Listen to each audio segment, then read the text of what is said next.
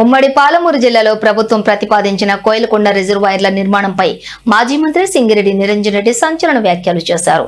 ఈ ప్రాజెక్టుల వల్ల ప్రయోజనం కంటే విధ్వంసమే ఎక్కువ జరుగుతుందని, ఇవి ఆచరణకు సాధ్యం కాని కాగితపు ప్రాజెక్టులు అని ఆయన కొట్టిపారేశారు. కోయిలకొండ వద్ద ప్రతిపాదించిన 2 రిజర్వాయర్ల పరిధిలో భారీగా అటవీ భూమి ఉంది.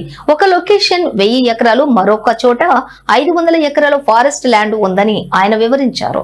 ఇంత పెద్ద ఎత్తున అటవీ భూమిని సేకరించడం అసాధ్యమని, దీనికి కేంద్ర పర్యావరణ శాఖ ఎట్టి పరిస్థితుల్లోనూ అనుమతి ఇవ్వదని స్పష్టం చేశారు. లొకేషన్ లో కోయిలకొండ దగ్గర విస్తరించి కట్టాలనుకునే కాడ 1000 ఎకరాల ఫారెస్ట్ భూమి ఉంది. ఇంకో ప్రాజెక్ట్ కాడ ఇంకో 500 ఎకరాల ఫారెస్ట్ భూమి ఉంది. 1000 ఎకరాల ఫారెస్ట్ భూమిని సేకరించడం సాధ్యం కాదు, కేంద్రం అనుమతించదు అంటే ప్రాజెక్ట్ పెండింగ్ లో పడతాయి.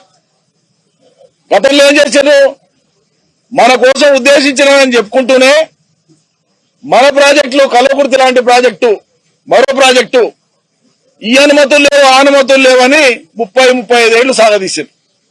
అంటే ఒకవేళ ఇది మొదలు పెడితే ఉండే పరిస్థితి ఇది. రెండో, నీళ్లు లేవు, ఫారెస్ట్ క్లియరెన్స్లు ఉంటాయి. మూడోది, అతి భయంకరమైనటువంటి సమస్య, 45 గ్రామాలు ఎఫెక్ట్ అవుతాయి. 45 గ్రామాలు పూర్తిగా జూరాల నుంచి నీళ్లు తీసుకోవాలనేటువంటి వాళ్ళు చెప్పే సిద్ధాంతం ప్రకారంగా